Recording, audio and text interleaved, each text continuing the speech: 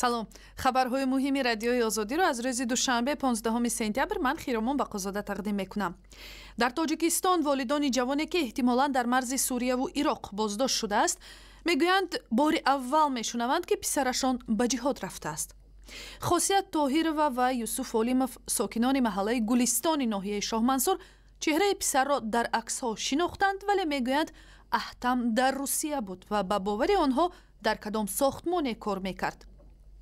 рӯзи 11 сентябр дар як навори видеоӣ дар интернет саҳнаи истинтоқи шаҳрванди эҳтимолии Тоҷикистон Аҳтам Олимов нашр шуд, ки мегуфт аз Русия ба Сурия барои ширкат дар ҷиҳод рафтааст. баъди 36 рӯз ҷасади тифли гумшудаи тоҷик Осияи 5 сола пайдо шуд.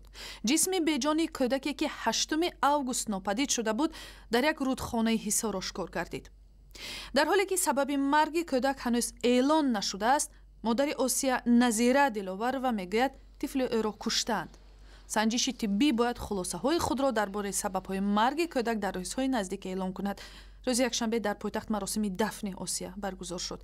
дар бораи ошкоршавии ҷасади Осия дар ҳоле хабар медиҳанд, ки беш аз 1 сол мешавад хоҳарон Маликаву Сабина Араловаҳои хурдсол ҳам ҳамоно гумном боқӣ мемонанд.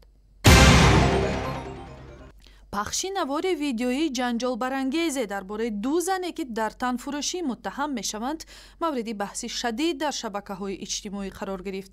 дар ҳоле ки муаллифи ин сабт ва ҳам афроди истинтоқгар мушаххас нест, ду зан дар зери фишори лафзиву таҳқири зиёд мегӯянд, ки сокини вилояти Суғд буда аз ночорӣ ба танфурӯшӣ рӯй оварданд.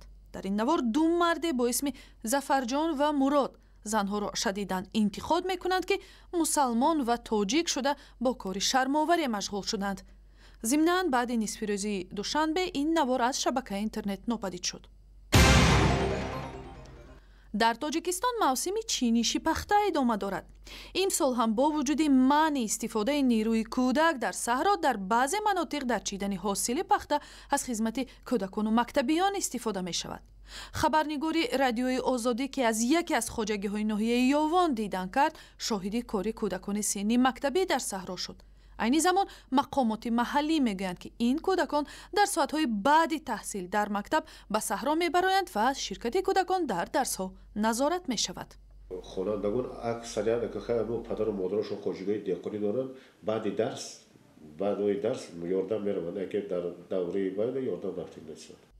соли 2006 президент ва вазорати маорифи Тоҷикистон истифодаи нерӯи кӯдакро дар майдони пахта манъ карданд. дар душанбе маросими гусели зоирон барои анҷоми фаризаи ҳаҷ шурӯъ шуда то 29 сентябр идома мекунад. ба иттилои дафтари матбуоти фурудгоҳи байналмилалии Душанбе, имсол тавассути ширкатҳои ҳавоии Тоҷикер ва Сомонер 34 парвоз ба самти Арабистони Саудӣ анҷом меёбад. кумитаи дин мегӯяд, ки имсол аз Тоҷикистон беш аз 6000 нафар ба зиёрати хонаи Худо сафар мекунанд, ки нисфашон аз фурудгоҳи Душанбе парвоз мекунанд.